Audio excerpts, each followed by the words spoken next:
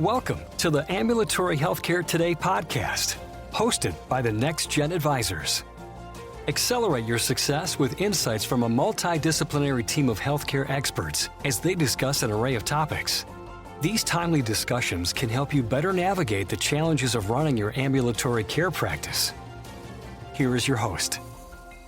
Good morning and welcome to a new episode of Ambulatory Healthcare Today podcast. I'm Dr. Gill. I'm the Vice President of Clinical Affairs and Patient Safety here at NextGen Healthcare. Today we're going to chat about data, specifically how to capture the right data and how to leverage that data in ways that really benefit your practice and your patients. So my guest for today is Dr. Dany Dominguez. He's NextGen's Vice President of Clinical Analytics and Population Health. Dany, welcome to the show. Hey, Dr. Roy, thank you very much for having me here. It's a pleasure to be here. And then before I say anything, I want to let the audience know a huge shout out of 15 years that you've been here with us. We highly appreciate your leadership, your friendship, and especially in my case, I remember when I came from the population health team over to the office of the CMO, how much you helped me get on board and understand everything. So thank you. Yeah, it's been a great 15 years here at NextGen. I've been in this industry really since the 90s, and the rate of change has really always been impressive. Now with all of the things that we're doing with data and analytics, and now that AI is coming along, there's the biggest concentration of change that I've seen, and the biggest opportunity and some of maybe the biggest risks that are coming along as well. So it's been great, and I look forward to continuing all of my time here at NextGen. Well, Dany, you're our in-house expert on clinical analytics, and I wanted to get your thoughts on data in healthcare. In today's world, there's so much information at our fingertips. Do you think there's such a thing as too much data? Well, that is a simple answer. Yes, but not only we have a lot of data in healthcare. That was probably the biggest problem for many years.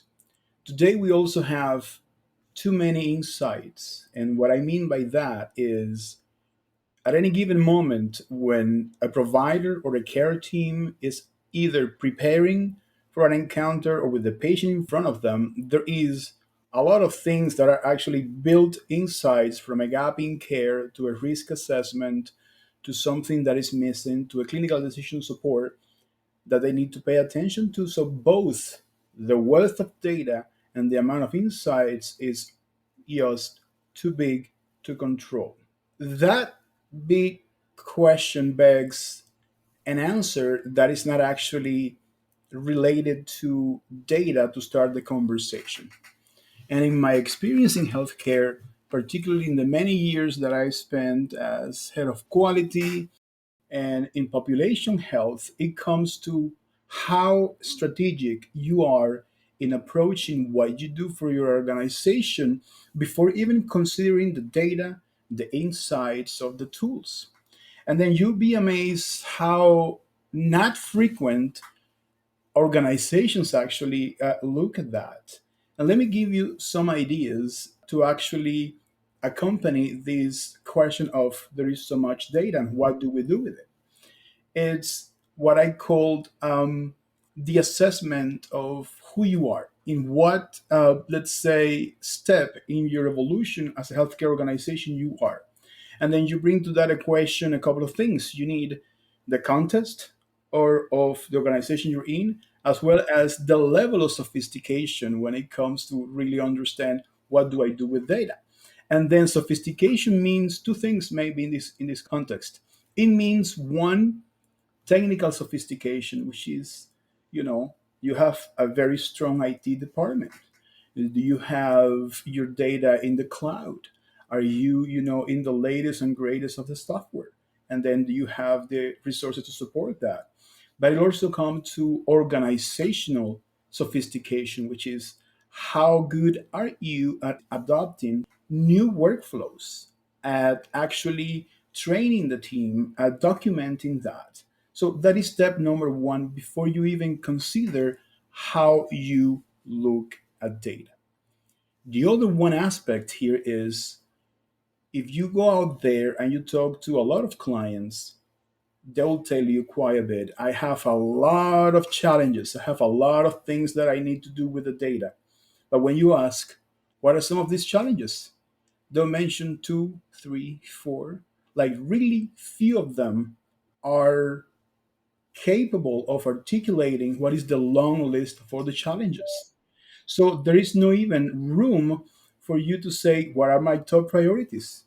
I mean, do I have listed out all the 20 challenges that I have with data today in order to maybe add some intelligence to it and put the big ones to the top? And there are some tools. There are some tools that actually clients can use to do that, or in general healthcare. And then the final one that you encounter when you approach the issue with a lot of data is alignment, because you have then the clinical team actually running after something. And then you have, let's say, the chief medical officer, the chief financial officer, and the CEO looking at something else. Is that alignment across that only when all of these things are put together, you are able to recognize, yes, there is a lot of data, but then second, there is something I can do because I have a sense of direction and there is agreement across my organization. Those are really good points, and it reminds me that here we have clients that are really kind of across the spectrum with how large they are and how much knowledge and sophistication they have regarding what data is there and how to look at it, and really understanding even what they need. Small practices where the only employees are people that are always working full-time in patient care, they don't even have time to think about this kind of approach to other places that might have other people working at the organization, but they still don't have great data analytics backgrounds or even really understand where to concentrate their efforts. I mean, the analytics minded among us might think all this data is beautiful, but it's really meaningless unless we can accomplish something for the good of our patients, for the good of the practice and all of the surrounds about it. And understanding how to do that is really something that's difficult to do. It reminds me of a marketing campaign we have here called Turn Down the Noise. The idea was to convey to providers and healthcare administrators that they're already drowning in information. They're begging for a way to filter the things out that don't matter so they can focus on the things that matter the most. And sometimes they can't even tell what matters the most. They're listening to so many inputs, all of whom want their attention and their time. So let's talk about some practical steps. How does a healthcare organization assess the data it needs and the data that it's producing and which insights it's actually looking for that are going to help? Right. That is such a good point. And it's something that in healthcare today represents the main challenge. You will see throughout the conversation this one theme that we're going to be answering data questions without talking about data, as you need to look at all these issues at the strategic level, so you intentionally look for the solution in the data.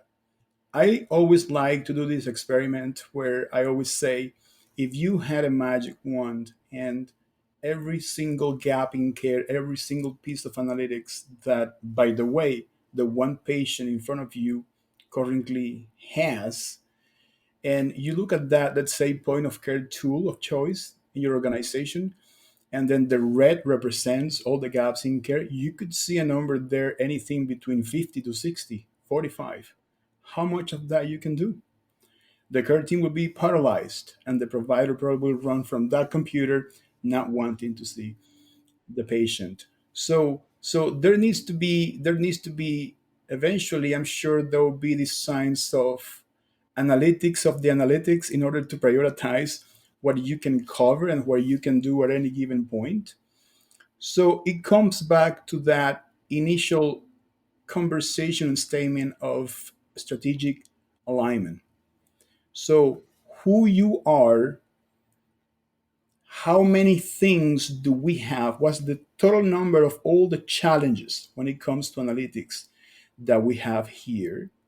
Three, do we have a good framework, an objective framework to prioritize every single item so we can put to the very top the 3 to 5, which is By the way, a good number and a good thing to keep in mind, you only can take so much, and deciding on what is the top and only working on that will do a couple of things. You will get something done, and then the team will learn how to do two important things that I need to talk about.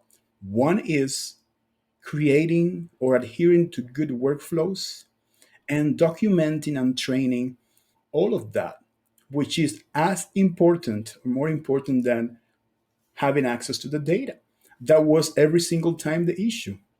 So once you have your top priorities based on a very objective framework of decision, you've classified, designed your workflows, and you've trained your team, only then you are ready to talk about data, to choose what tool to use, what insights, and how to. That's the simplest way in which I can put it, that we can actually tone down the noise. Yeah, those are really great points. I love that magic wand, by the way. Let me know where I can get it. But that all trickles down as a family doctor and dealing on that patient side of this is a lot as well. When you think about a lot of those programs that you're discussing, the way it trickles down there in the exam room with the patient is even when we apply only the basics like the United States Preventive Task Force list of recommendations for health maintenance.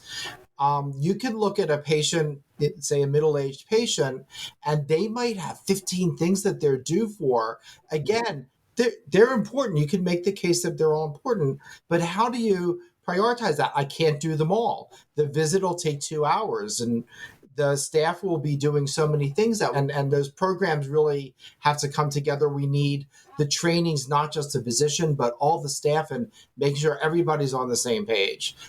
So I think, and then that comes full circle right back to the big data part of it. And then you can look at other programs. So if you're like a federally qualified healthcare center, an FQHC, and you have to do UDS reporting, that's quality reporting to the government, or you're part of an accountable care organization that has their own set of criteria for quality of care or whatever other metrics they're looking for, you've got all kinds of different requirements to follow. So, what other considerations are there with that information? You don't know how much I appreciate mentioning FQACs. That's how I started my career in healthcare quality and IT in the United States. Actually, a fairly qualified health center in upstate New York. And yes, most organizations today have very complex compliance when it comes to all the things that they need to pay attention to. And just to give you an idea, let's say any not very complex, fairly qualified health center could have a really good amount of things that they need to pay attention to. Let's briefly review some of them. Let's say you're a fairly qualified health center, so you need to report data to HRSA every single year. And that is all nine tables, three forms, all the quality metrics, all of that. Now there is an added complexity to that reporting, which is UDS Plus, that you have to submit, patient level information, and then there is the whole FIRE format that adds more complexity, and then you have to be compliant with that. You can add a little bit more and say, how about if you are an FQHC with behavioral health, which is a very common thing that is happening today. They're merging together, which makes all the sense in the world. Let's say also you have substance abuse. You're part of an ACO, and just to say it, you're part of an organization that reports to MIPS and then reports MIPS and MACRA to CMS. Right there, if you add the local things that you need to do that make sense for the clinician, because that is standard reporting, but you need things to run your daily operations, or what is the one-off grant that this payer is offering, or what is the reporting based on the incentives, sorry, based on reporting that you're looking to the local payer. The list is just huge. Where do I start? Here is a classic example of putting all of that and then some granularity under each one of these things that you have to cover. But you have to see that. You be amazed how often these organizations don't do that kind of exercise. I was part of that, and then I just asked, just give me a list. Just go to town and list out in a huge whiteboard every single thing that you need to do, because nobody has the ability to do that, or know that exactly, because only then you can actually say, okay, let's define the next step, some criteria to prioritize. And I'll give you simple ones. It doesn't need to be complex. One, what is the most consequential? Am I an FQAC UDS needs to be in proper order. That needs to be there, for example. Other one could be, what is the easiest one to tackle? Because you need to make sure that you train your care team to do the work, you document that workflow, particularly these centers with the high turnover on staff, which affects them a lot. It's a difficult population. Over 60% of their population is Medicaid. Then three, you say, what is common to many of these things? And only with three simple criteria, you do some grading to each one of them. You put that on a very basic table in Excel, and then you sort by the higher score. Right there, you have an objective way of deciding, what do I need to pay attention to? Then now you get a very important part. I need alignment. I need the chief medical officer, the practice manager, and the CEO to recognize that this is the only practical way to get out of this complexity and thing that is driving crazy everybody. And then once that happens, you get one at a time, and then you go out to the market and say, oh, okay, now I can think of, okay, next gen population health management. Is that going to solve a lot of these problems? I can go to the other one that we're offering right now, let's say enterprise data cloud, with literally tailored solutions to your problems. What part of it do you need? But you come to the market to look for a solution prepared and with a very intentional mindset. That's how I think most of these health centers should approach these issues. Those are your really good practical suggestions, especially if you're kind of at the beginning of the process to figure out what your priorities are. And you raise a really good point about needing to make sure that kind of everybody's trained and on board, and understanding that everybody's not starting at a high level. They might be starting from a very beginner level of understanding how to improve, well, for how to analyze for and improve quality. So just instilling that kind of mindset among the staff in an office really helps to kind of train, get the muscles exercised as to how to do these quality improvement programs. And then people can start to expand from there and say, oh yeah, and then, we're going to go look at the complete compendium of UDS and whatever our ACO is looking for and things like that. So really great practical suggestions, and kind of a way to filter out that big noise of data into looking at just what I need to accomplish these few tasks. But it's also worth noting, burnout rates are so high across the industry, and the last thing providers need is another task. Like, they're already doing so much.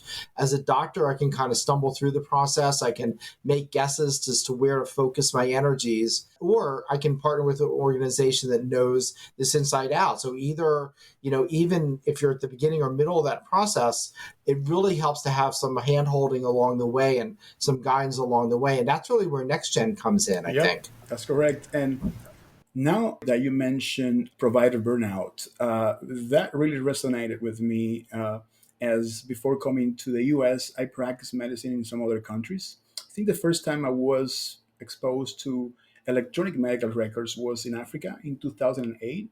It wasn't nearly as complex as it is in the US, but I already saw the challenges to just be compliant with the many things that you need to do in there so the output makes sense.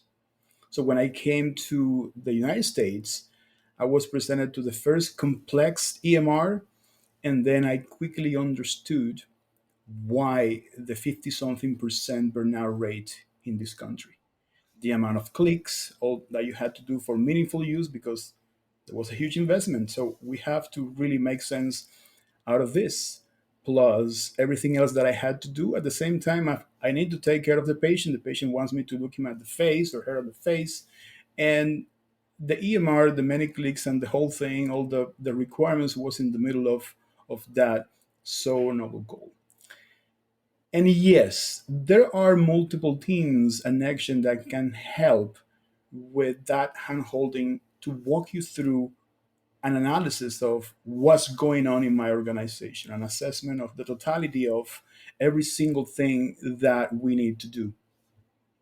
And examples are there is a group of consultants on the population health management group. There is people with a wealth of knowledge in the office of the CMO that they can reach out to and then help them get not only an idea of the data, but also how to you can leverage the multiple solutions that we have at NextGen in order to do that. That will be step number one. Then two is providers are doing work that is not for the provider to do. So every single tool or every single piece of analytic, it's to allow your care team to work at the top of their license. Everything they can do before the patient makes it to your door. Every piece of, let's say, morning huddle, pre-visit planning, rooming the patient, the screenings that actually members of the care team can do for you, and all that. So when the patient is in front of you, you do what doctors need to do: assess the medication, see the orders, see the results. Do you need a referral? As long as all of that is organized and prioritized for you in front of you, that is when data will do the best for what you're doing.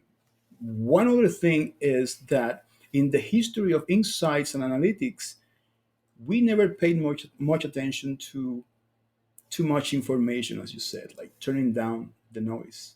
Even good insights, when there are too many, it's too much. And sometimes you have to present the insights and the piece of analytics depending on who you are as a persona. Do not show trending charts to the care team. They care about the patient's coming. What do I need to do? One, two, three, four. The chief medical officer is asking for how the providers compare to each other. Just get the same information and aggregate that analysis at a different level. And just when you log in, do that based on the persona that is doing it, so you can navigate depending on what's your role and what's expected of you. And right now, this is a serious approach we're taking in the enterprise data warehouse and in the insights as a service that we're creating. That when we create a dashboard, it has this component of this view is for higher management. They go there, they see trending, that they decide based on that information what's a strategy, and or what we're doing or the initiative that took place 3 months ago, it's actually being fruitful, it's bringing results or not. The same area, then you have analytics that is simply oriented to the care team from the front desk all the way to who's rooming the patient, all the way to who's calling, for the referral. They need that piece of information. And I think that platform is providing the flexibility to just create that. So you have everything in one hub, but you only look at what pertains to what you're doing. And right there, enabling the care team to work at the top of their license, and then accommodating the insights so you see what you need to see and nothing else is an important part of the solution. That's really amazing. I mean, you think about, even though people are concentrating on the same general measures, programs, quality initiatives, whatever it is, that we work together, but we also each have our own slice of that pie that we need 100%. to concentrate on, so we can filter that information based on only what the person needs to know and see at the time, at the point of care. And then there's other times to look across the spectrum to see, how things are going otherwise. But when you look at burnout, when you look at the effectiveness of the care and the time that we're allotted, it's really the best to hone in on those specific areas.